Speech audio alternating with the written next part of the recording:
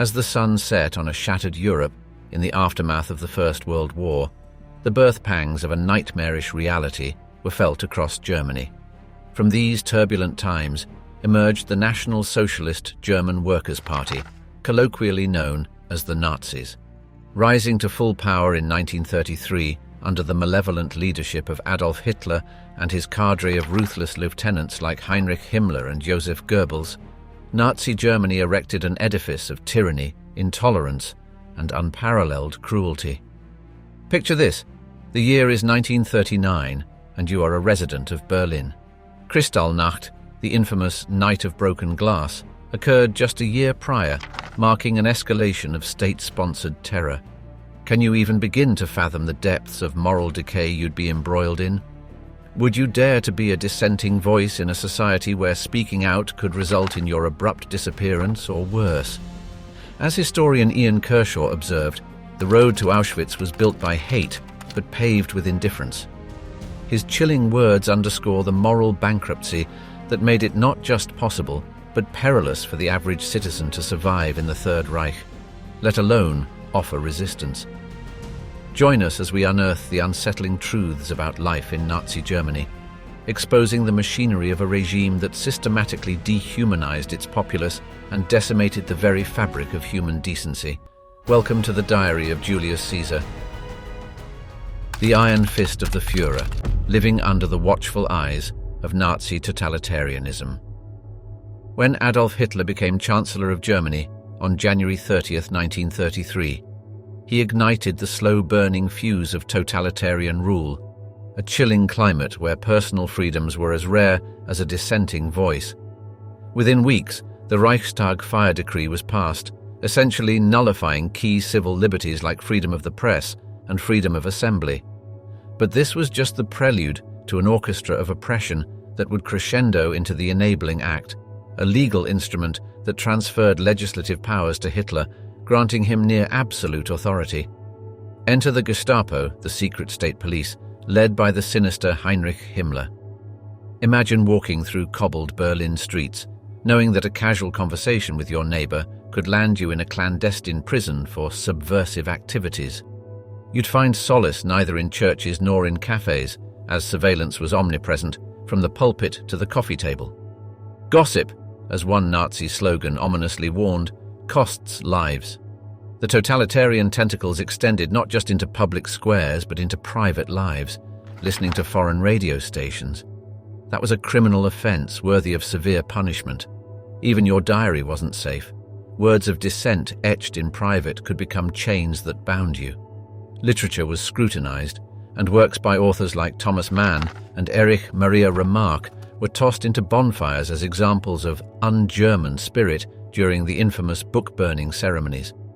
Speaking of spirits, the air was thick with ideological indoctrination. Hitler's confidant, Joseph Goebbels, orchestrated a symphony of propaganda so pervasive that it weaved itself into the very fabric of daily life. Radios were no longer mere household items. They were state-controlled instruments for funneling the Führer's propaganda into German homes. The 1936 Berlin Olympics served as a grand stage to portray Nazi Germany as a utopia, albeit one that was cracking beneath its own facade. And let's not forget the schools. Children weren't just taught arithmetic and grammar, they were indoctrinated with Nazi ideologies, preparing the youth for service to the Reich. The Hitler Youth and the League of German Girls became conduits to mold young minds, creating a generation acutely attuned to the Nazi cause. Intellectuals and scholars weren't spared either.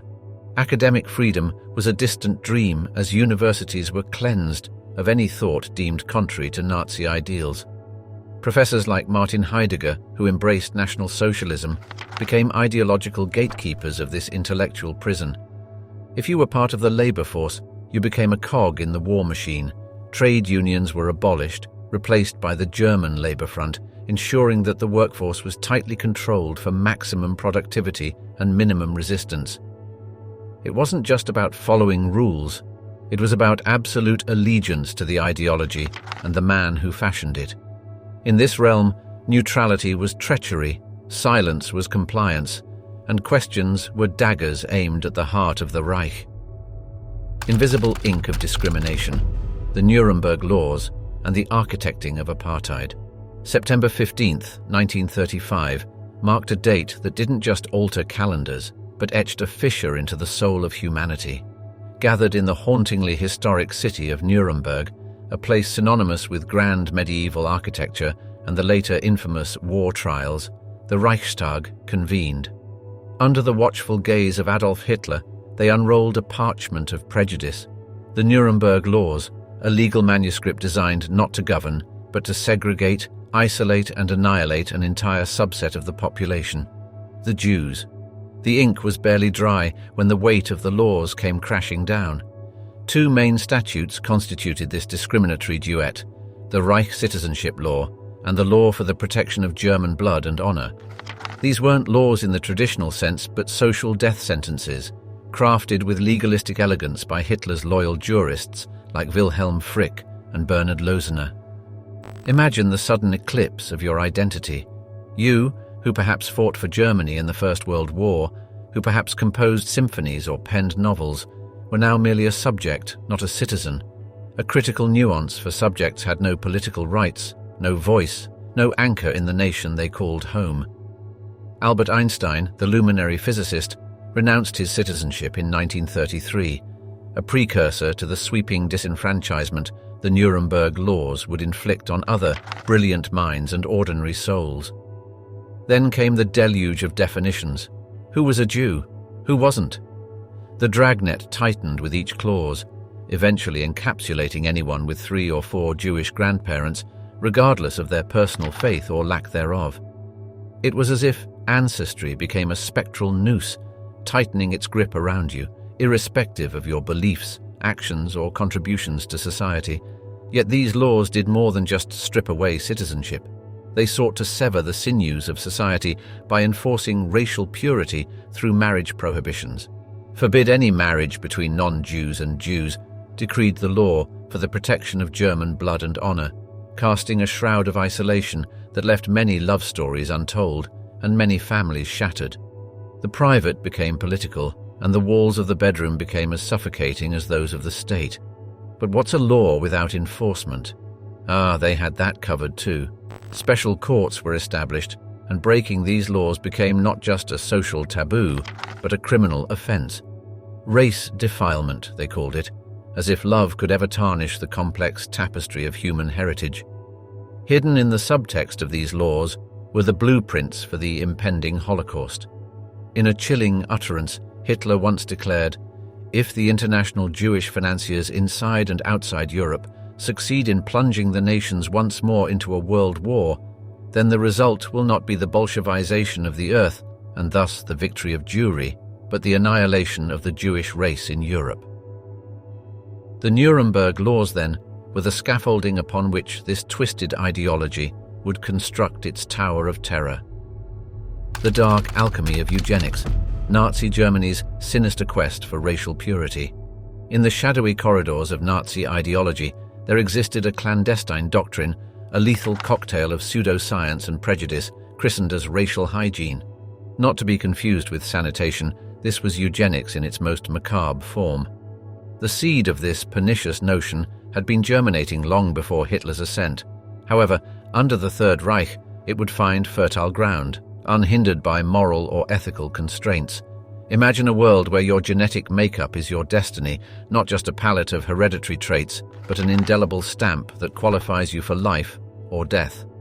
Enter the realm of Action T4, a euthanasia program masked as mercy killings, orchestrated by the likes of physicians such as Karl Brandt and Philipp Buhler. These men were not rogues.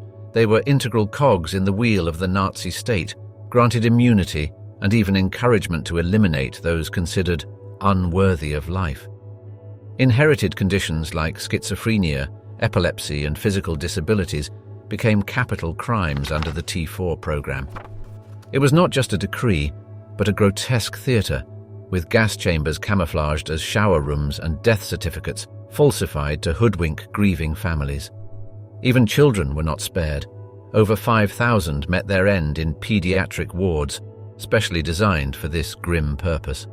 The aim was nothing short of the mass extermination of those deemed genetically inferior, a chilling prelude to the Holocaust. If the T4 program was the executioner's axe, forced sterilizations were the hangman's noose, choking out any possibility of defective genes passing on to the next generation.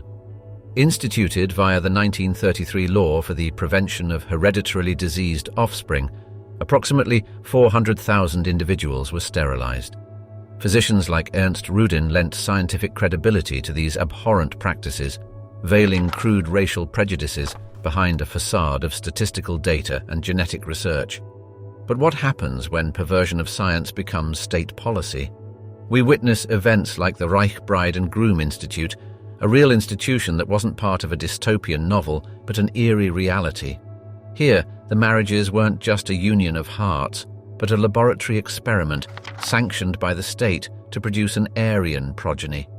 If love was the victim in the Nuremberg laws, science was the casualty here. You'd think academia would rise in rebellion, but figures like Ottmar von Verschuer, a scientist whose name has been consigned to the footnotes of infamy, would argue otherwise. Verschuer was a mentor to Josef Mengele, the angel of death at Auschwitz. Together, they perverted the noble enterprise of scientific inquiry into a nightmarish spectacle, conducting barbaric experiments under the guise of research. Ink, Glass and Fire, the dark symphony of anti-Semitic propaganda and the night of shattered lives. The advent of the Nazi regime did not merely bring with it a change in governance. It ushered in an atmosphere where hatred was no longer the rantings of a bitter individual, but a crafted, state-sponsored message. The maestro behind this orchestrated bigotry was none other than Joseph Goebbels, Hitler's propaganda minister, a man whose guile matched his malevolence. A seasoned manipulator of public sentiment, Goebbels understood the power of the word, and more ominously, the image. Through carefully curated propaganda disseminated via newspapers, posters, and the nascent medium of film, he composed a dark symphony that sought to drown out the human spirit with its cacophonous notes. Picture this: children flipping through storybooks only to find the villain not as a wicked witch or a sinister sorcerer, but as a grotesque caricature of a Jewish person. The Der Stürmer, a newspaper infamous for its crude anti-Semitic cartoons, found its way not just into the hands of adults, but also into the formative minds of the German youth. The demonization wasn't restricted to print. Films like Judd Suss and The Eternal Jew rendered on the silver screen a spectacle of prejudice that framed Jews as both subhuman and demonic. In a society drowning in such imagery, hatred was no longer an emotion, it was an indoctrination. And then came the night that crystallized this warped narrative into a chilling reality, the night of November 9th, 1938, known to history as Kristallnacht, or the Night of Broken Glass. The pretext was the assassination of a German official by a Polish Jew, Herschel Grinspan. But the truth was that Kristallnacht had been waiting to happen, incubating in the fertile ground of anti-Semitic propaganda. Orchestrated as a spontaneous public outburst, it was anything but. SA paramilitary troops, wearing civilian clothes to create an illusion of mass public action, shattered the glass facades of Jewish-owned businesses, burned synagogues, and arrested some 30,000 Jewish men, many of whom would later find themselves in concentration camps. Yet the glass shattered that night wasn't merely that of store windows or synagogue panes. It was the shattering of lives, communities, and the very idea of coexistence. Neighborhoods that once resounded with the innocent laughter of children and the congenial banter of adults were now soundtracks to a horror film, with screams, sirens, and the sickening crash of sledgehammers against glass. Even in the wake of such naked brutality, the propaganda machine continued its grim work. Newspapers framed Kristallnacht as a justifiable response to Jewish provocation. It was as if the very language had been hijacked, its words twisted into grotesque shapes that no longer stood for truth, but for a fabricated reality. It's chilling to consider how many among the German public, already marinated in years of anti-Semitic propaganda, accepted this narrative, their moral compasses so distorted that north pointed towards an abyss. The forgotten outcasts, the other faces in the Nazi gallery of prejudice, In the nightmarish tapestry of Nazi Germany, the persecution of Jews occupies a particularly dark corner, yet lurking in the margins of that grim tableau are other faces, forgotten, sidelined, but equally tormented. This was not just a war against a single community, it was a crusade against diversity itself. Whether you were a homosexual, Romani, or disabled, the Third Reich had no place for your narrative, except as a cautionary tale of what society should not be. Imagine Berlin of the 1920s, a vibrant metropolis pulsating with life and culture, where sexuality was explored with an openness that was avant-garde for the era. Fast forward to the 1930s under Nazi rule, and this burgeoning sexual liberation was squelched, buried under the weight of paragraph 175, a draconian law criminalizing homosexuality. Across Germany, pink triangles began to appear, sewn onto the prison uniforms of men whose only crime was to love differently. Sent to concentration camps, they were often subjected to brutal treatment that went beyond the already horrific norms of such places. In the eyes of Heinrich Himmler, the Reichsführer SS, homosexuals were not just deviants, but threats to the Aryan race, unworthy of procreation or even life. Parallelly, there was the Roma and Sinti population, people often pejoratively referred to as gypsies. Theirs was a rich, nomadic culture, grounded in music and familial bonds. Yet Nazi propaganda machines painted them as criminals and social parasites. The Zigeunerlager, or gypsy camps, such as the one at Auschwitz, were a haunting testament to this vicious stereotyping. Their music turned into laments, their freedom into shackles, and their lives into mere footnotes in the extensive annals of Nazi cruelty. Amidst all this was another group, whose plight, like a soft undertone in a cacophony, often goes unnoticed: the disabled. Under the twisted logic of Action T4, people with disabilities were seen as life unworthy of life, a drain on the Volksgemeinschaft or the national community. Hospital rooms were transformed into execution chambers, where physicians acted as both judge and executioner, administering fatal doses of medication or asphyxiating patients in gas chambers. Amidst this gallery of horrors stood figures like Victor Brack and Werner Heide, physicians who betrayed their Hippocratic oath to serve a demonic cause. So, what binds these disparate threads together? A regime obsessed with homogeneity, obsessed with the illusory purity of a master race. Here, propaganda was a lethal weapon, its visuals and slogans chiseling away at public conscience until it became numb to the suffering of the other. Josef Mengele, the infamous Angel of Death, didn't just experiment on Jews. He also took a perverse interest in the Roma twins who were unfortunate enough to find themselves at Auschwitz. Similarly, the German People's Radio, a mouthpiece of Nazi ideology, wasn't averse to broadcasting messages that portrayed homosexuals and the disabled as enemies of the state. The war on hunger, when bread, butter, and dignity were in short supply. Picture a bustling Berlin street of the late 1930s. It's a cornucopia of sights and smells, of butcher shops and bakeries, their windows adorned with glistening sausages and freshly baked loaves. But as Germany plunges into World War II, this tableau of abundance would turn into a canvas of scarcity. The butcher's counter would become bereft, the bakery's shelves barren. This was not just a war fought with bullets and tanks. It was a war against hunger, against an insidious foe that crept into German homes, turning dinner tables into battlegrounds. In wartime Germany, ration cards became as crucial as currency. These rectangular pieces of paper determined how much bread, meat, and even soap one could buy. A family's dietary map was drawn up not in the kitchen, but in the labyrinthine bureaucracy that administered these rations. Special E-cards were given to heavy laborers, offering them additional calories, while pregnant women and children received extra milk rations. This was the regime's perverse idea of fairness, a society at war stratified by hunger. The irony was stark. Here was a nation swept up in dreams of imperial grandeur, yet its people were reduced to bartering for basics. Scarcity wasn't just a symptom of war, it was weaponized. Occupied territories felt this most acutely. The Nazi regime exported food from conquered lands back to the fatherland, exacerbating hunger in places already besieged by conflict. In places like Ukraine and Poland, fields that once bore crops were turned into battlegrounds, their produce confiscated to feed an army marching on the ethos of Lebensraum, or living space. Amidst the rationing and scarcity, the black market thrived like weeds in a desolate landscape. Coffee, that simple pleasure many took for granted, became a luxury item, often replaced by ersatz coffee made from roasted acorns or chicory. A bar of chocolate or a packet of cigarettes could become bargaining chips in a high-stakes game where the prize was survival.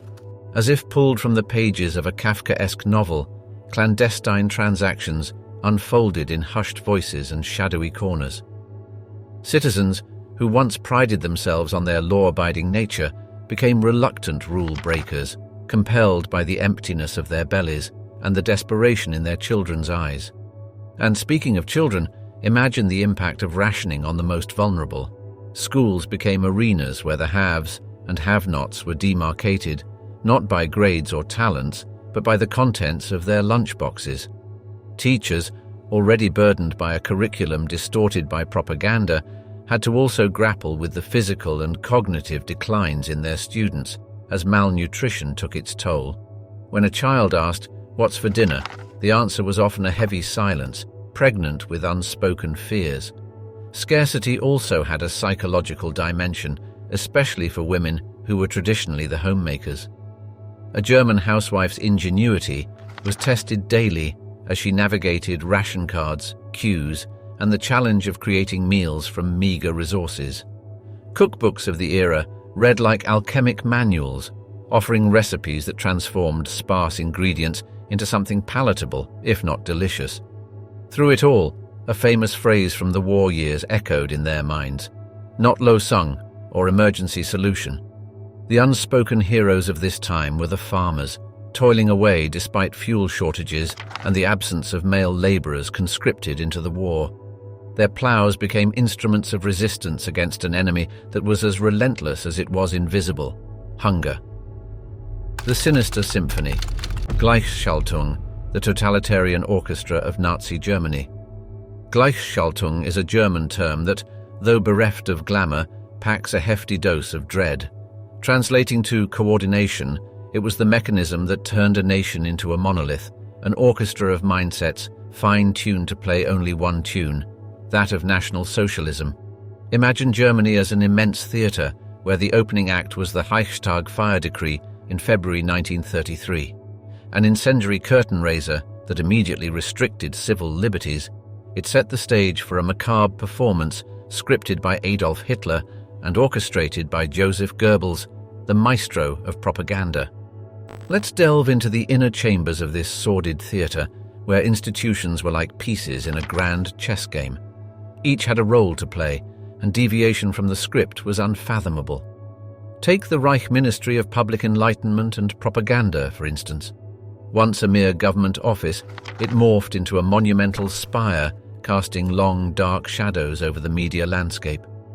Newspaper editors found themselves coerced into joining the Reich press chamber, where the only news deemed fit to print was that which extolled the virtues of the regime. This was not journalism. It was scriptwriting for a dystopia, where the ink was tainted with dogma and headlines resounded like drumbeats of doom. Education was not spared either. Imagine being a student in the 1930s and walking into a classroom stripped of intellectual plurality. The teacher, once a mentor, now a mouthpiece, starts the day with a Heil Hitler salute. Textbooks are purged of decadent thoughts, and in their place are lessons glorifying Aryan supremacy. Classic literature is replaced by Mein Kampf, math problems incorporate ballistic calculations for artillery, and gym class becomes paramilitary training. It was a curriculum designed to manufacture compliance, not cultivate minds. But what about the churches? In a country deeply rooted in Christian values, you might expect some sanctuary from totalitarianism within those hallowed walls. Think again. Under the policy of Gleichschaltung, even spirituality was regimented. The Protestant churches were amalgamated into the Reich Church, headed by Ludwig Müller, a bishop more loyal to the Führer than to the Father. Crucifixes were replaced with swastikas, and hymns with Nazi anthems. The Catholic Church, through the Reich Concordat of 1933, thought it could maintain its independence by signing a treaty with the devil, only to find itself ensnared in compromises that eroded its moral authority. Even the economic arena was choreographed to this nefarious dance. The German Labour Front swallowed the free trade unions, and entrepreneurs found their businesses either Aryanized or aligned with the war effort. The regime's reach extended to the stock exchange, the factories, and even the farmers' fields, each cog in the economic machine recalibrated to power the Third Reich. For those who attempted to resist, the grim finale was often orchestrated in places like the Gestapo's torture chambers or the concentration camps. Names like Heinrich Himmler and Reinhard Heydrich, architects of terror, were like conductors ensuring each note of suffering was pitch perfect. In the shadows of Valkyries, the paradox of Nazi femininity. Imagine you're leafing through a glossy German magazine in the early 1930s. You may come across an image that stands in stark contrast to the modern perception of Nazi Germany. A woman in a flowing evening gown, clutching a bouquet of lilies, her face radiant with happiness. This enigmatic figure is Gertrude Scholz-Klink, the highest-ranking woman in the Third Reich. As the head of the National Socialist Women's League, she epitomized a bewildering dichotomy, the elevation of Aryan women to mythical proportions while simultaneously shackling them to stifling domestic roles. Scholz-Klink's soaring rhetoric talked about women as pillars of the Volksgemeinschaft, or national community, painting them as goddesses of fertility and symbols of racial purity. But this deification came at a cost, an ironclad set of familial duties that tied women to the home. Take, for instance, the Reich Mother Service, an institution that seemed plucked straight from a grim fairy tale. This was a school, but not the sort to which you'd send your daughters willingly. The curriculum was singular: learn to be a mother. Here, young women were taught that their worth was intrinsically linked to the number of children they could bear. Even Hitler offered a dark spin on familial warmth, stating, "The mission of women is to be beautiful and to bring children into the world." The irony was impossible to ignore. The regime that idolized motherhood paradoxically yanked many women from their jobs as teachers, doctors, or lawyers. Consider the law for the reduction of unemployment in 1933, which provided loans to young Aryan couples to marry, but only on the condition that the wife left her profession. This was not about economic relief, but about fashioning a domestic arena where women's ambitions were tamed and their wings clipped. In this perverse reality, the archetype of the ideal Aryan woman was wedged between the mythical Valkyrie, the warrior maiden of Norse legend, and the constrained figure of the traditional German housewife. Yet the Nazi ideology was pragmatic when it had to be. When the war began siphoning men to the front lines, women were reluctantly pulled from their hearths and thrust into factories. This was not empowerment, but expediency. The same woman who was confined to domestic chores yesterday was now assembling ammunition or working in labor-intensive industries, all while the societal message remained unchanged. Your ultimate role is at home as a mother and a nurturer. But not all women chose to remain confined to these roles. Some took active part in the resistance, like Sophie Scholl, a young woman part of the White Rose resistance group who defied the monolithic narrative about Nazi womanhood. Her valiant acts and ultimate execution reminded the world that women could be just as courageous and resistant as men, even when the world conspired to reduce them to mere conduits for future generations. Sowing seeds of discord, the lost childhoods of Hitler's twilight kingdom. Picture a playground teeming with children, their laughter ringing in the air. Now imagine this idyllic scene transforming into something far more insidious, a place where youthful exuberance is harnessed to fuel a machine of hatred and bigotry. Welcome to the disquieting world of Hitler's youth, where the innocence of childhood was often replaced with a deeply rooted indoctrination that sought to mold malleable minds into fanatic followers of Nazi ideology. The founding of the Hitler Youth in 1926 was no mere act of creating a new club for youngsters. It was a calculated initiative to infuse the tenets of National Socialism into an entire generation. By 1936, this was no longer an opt-in phenomenon. It was mandated by law that all Aryan children had to be members. Baldur von Schirach, the Reich youth leader, presided over this mass indoctrination, a role he embodied with fanatical zeal. His mission? To create a nation of young soldiers, ideological warriors who would guard the purity of the German race and carry Hitler's vision into the future. At the crux of this transformation was an insidious syllabus masterfully designed to make the unthinkable palatable. Children were handed textbooks that sought to rewrite history and redefine morality. Gone were lessons on compassion and unity. In their place came distorted facts that taught youngsters to despise Jews, communists, and anyone deemed inferior. Even the fairy tales of old morphed into grim stories, repurposed to glorify Aryan supremacy. But this was no isolated act. It was a pervasive, far-reaching campaign. Remember Leni Riefenstahl's infamous propaganda film, Triumph of the Will? It showcased an expansive scene featuring thousands of Hitler Youth members, giving viewers a glimpse into the scale of this indoctrination. The youth were taught not just to hate, but also to act on that hate. Training exercises often involved physically demanding activities aimed at molding the youth into the epitome of Aryan strength. By the time these children reached adolescence, many were fully prepared for military service. The boys, especially, participated in war games that simulated actual combat situations, often using live ammunition. Even the young girls were not spared.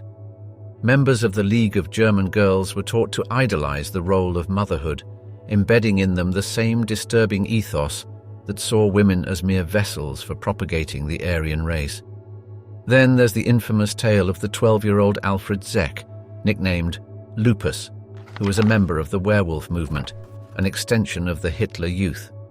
In the dying days of the war, Lupus was responsible for the execution of a downed American pilot.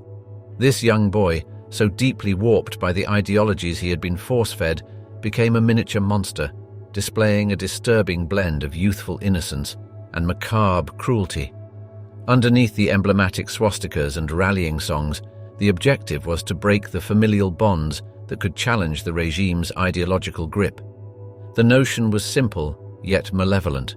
Separate the youth from their family's influence, and you can shape their beliefs to align with the state's narrative.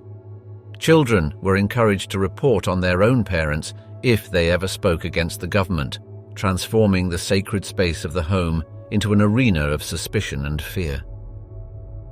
Blood money, the sinister alchemy of Nazi economic exploitation. In the ominous underbelly of Nazi Germany's wartime machinery was a complex web spun not just from the threads of ideology and military might, but also from the grimy fibers of economic exploitation.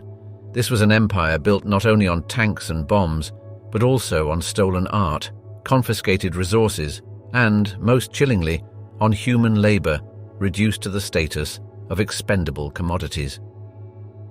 As the Wehrmacht rolled across Europe, swallowing nations in its voracious maw, it brought with it an army of bureaucrats and economists like Walter Funk, the Reich Minister for Economic Affairs.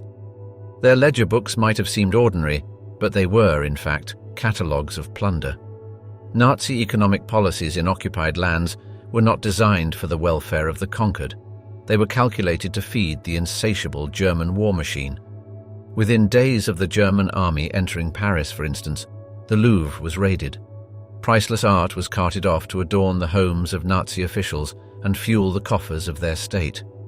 These artifacts were the gems in a dark crown of exploitation, which also included natural resources like coal from France and oil from Romania.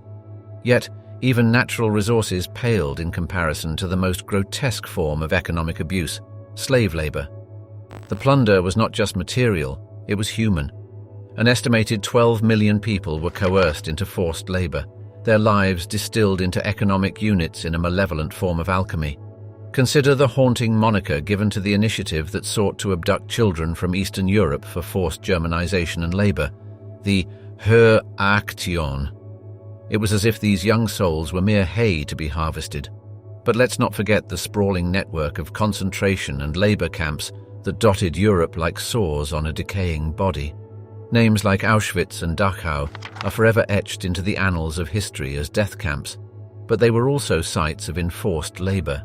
Prisoners were rented out to companies, including some well-known corporations that still exist today, to work in brutal conditions.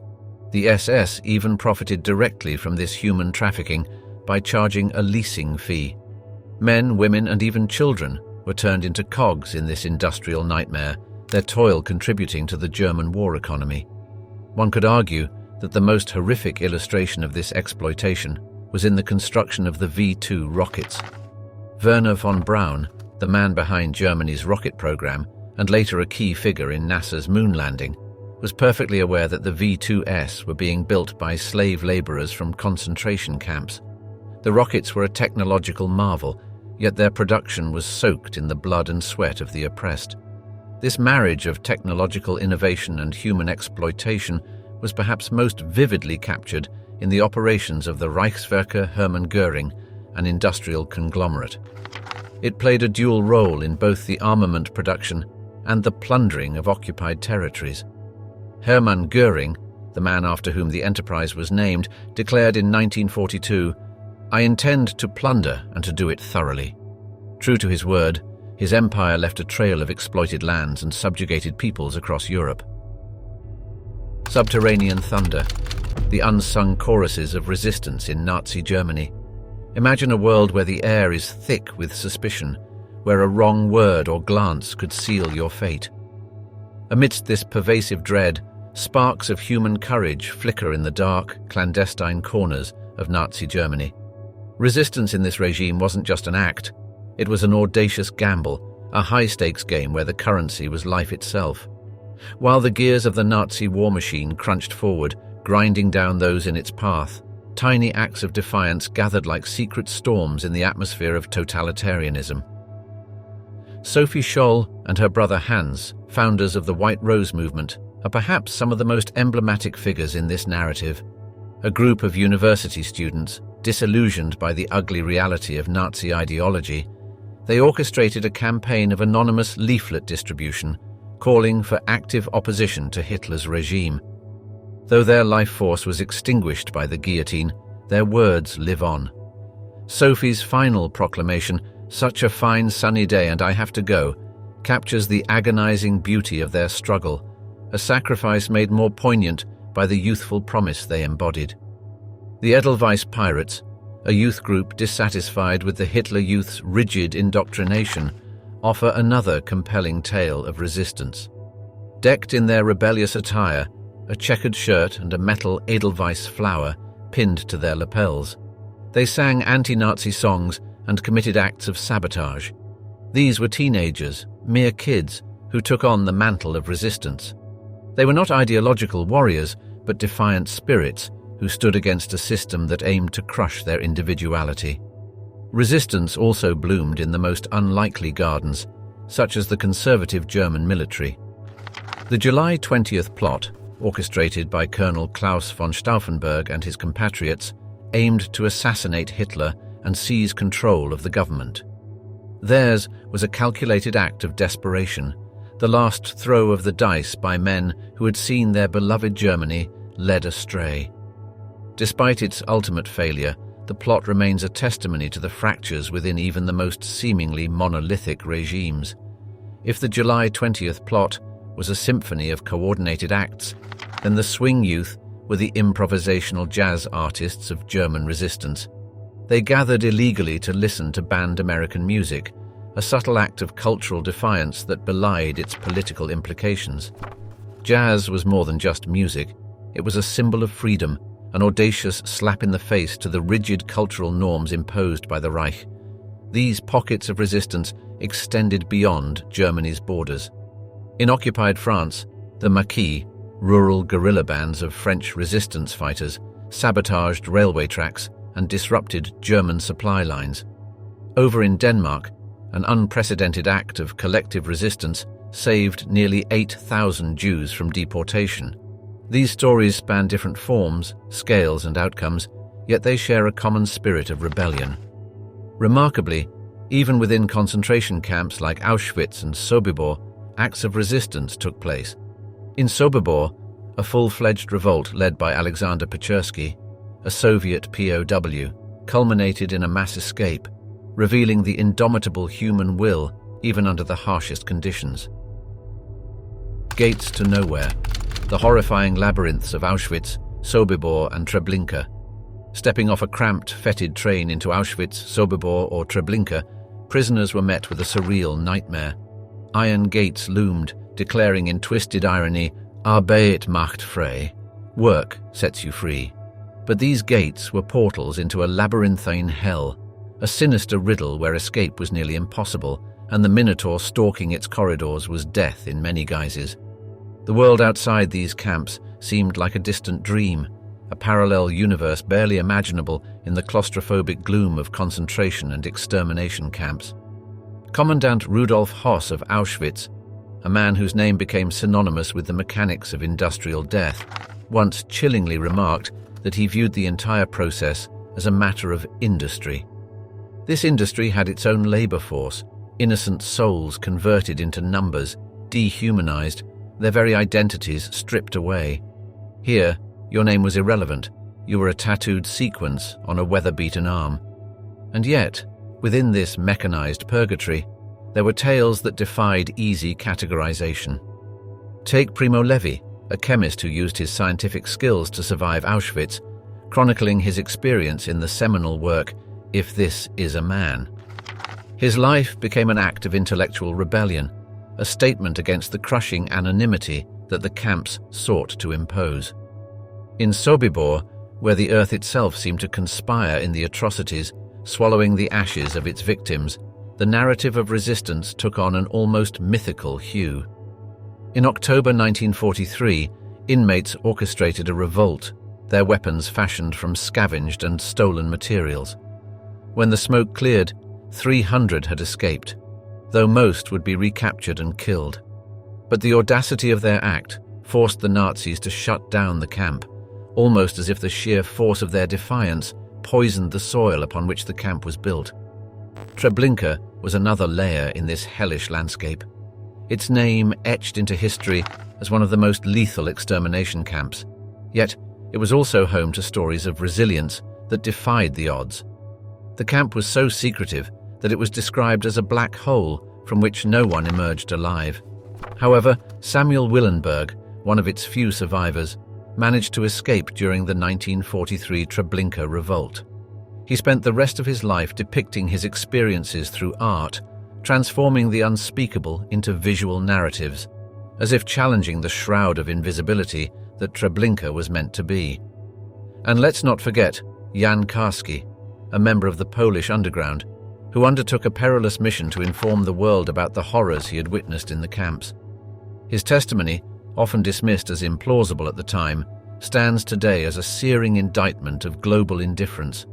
Nazi SS officer Heinrich Himmler once said, "The best political weapon is the weapon of terror.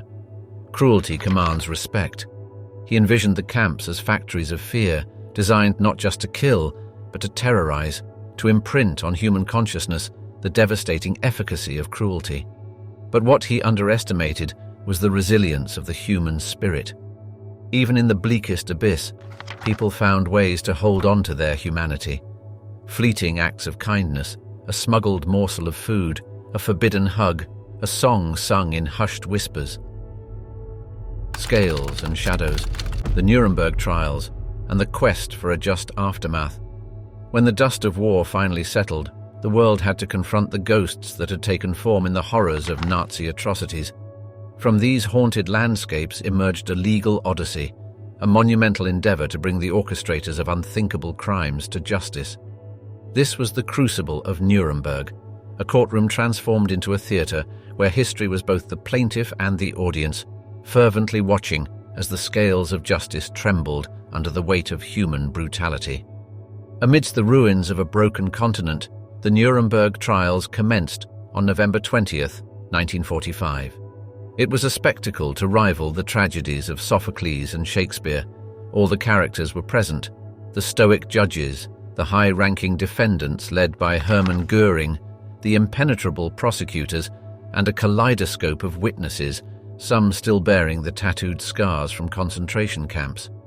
A curious detail stood out. The translators, equipped with then cutting-edge IBM technology, converting the proceedings into 4 languages almost instantaneously. It was as if the trial itself required a Tower of Babel to bear the weight of its significance. Here, humanity for the first time confronted crimes against humanity, a legal term coined to fit the unfathomable. The indictments included war crimes, crimes against peace, and genocide. There were moments that pierced the courtroom's sterile atmosphere with shards of raw emotion. For instance, when survivor Marie-Claude Vaillant-Couturier gave her gut-wrenching testimony of life in Auschwitz, even the stone-faced Goering looked away, as though her words were shards of glass tearing through his facade. The man at the epicenter of the trials, Chief U.S. Prosecutor Robert H. Jackson, described Nuremberg as one of the most significant tributes that power has ever paid to reason. Yet reason seemed to hang by a slender thread. When the psychologist Gustav Gilbert interviewed Goering, he was stunned to discover a man who spoke not in the spittle-flecked shouts of a rabid ideologue, but with the reasoned tones of a bureaucrat. Here was a labyrinth of moral complexities that no courtroom could easily navigate. The outcome of Nuremberg resounded far beyond the sentences handed down. It was a Pandora's box, its contents released into the world, shaping the nascent United Nations and catalyzing the creation of the Universal Declaration of Human Rights. Yet it also left unsettling questions. Could justice ever be sufficient reparation for lives irrevocably shattered? And what about those who escaped the courtroom's gaze, like Adolf Eichmann, who lived a life of unsettling normalcy in Argentina until his capture in 1960? In the shadowy recesses of history, other characters emerged to challenge the Nuremberg narrative. Individuals like John Demjanjuk, a Ukrainian-American auto worker accused of being the notorious guard, Ivan the Terrible, at the Treblinka extermination camp. His trial, unfolding decades after Nuremberg, added another layer to the complex tapestry of post-war accountability. As the curtain falls on this tapestry of unimaginable human suffering, let us not close the book too hastily. To forget is to give tyranny its most fertile ground, oblivion. We've journeyed through the labyrinthine horrors of Nazi Germany, from the Nuremberg laws that stained legal parchments to the smoky chimneys of Auschwitz. We've seen how propaganda carved society into compliant spectators and how resistance movements, although fragile like candle flames in a storm, tried to illuminate a pathway to defiance. In the words of George Santayana, those who cannot remember the past are condemned to repeat it. As we part ways, let these stories serve not as distant echoes of a bygone era, but as somber notes in an ongoing symphony, a symphony of human civilization, a composition that can, if we listen closely, teach us how to ensure that such darkness never takes center stage again. Remember this: survival in Nazi Germany was not just a question of grit or luck. It was a Russian roulette dictated by a totalitarian ideology, laden with prejudices that chose its victims indiscriminately. And so, as we continue to write new chapters in our collective history, let's wield our pens with wisdom, ensuring that the ink we use is not the same that once scripted atrocities. Thank you for joining me on this difficult journey. Let's make it matter.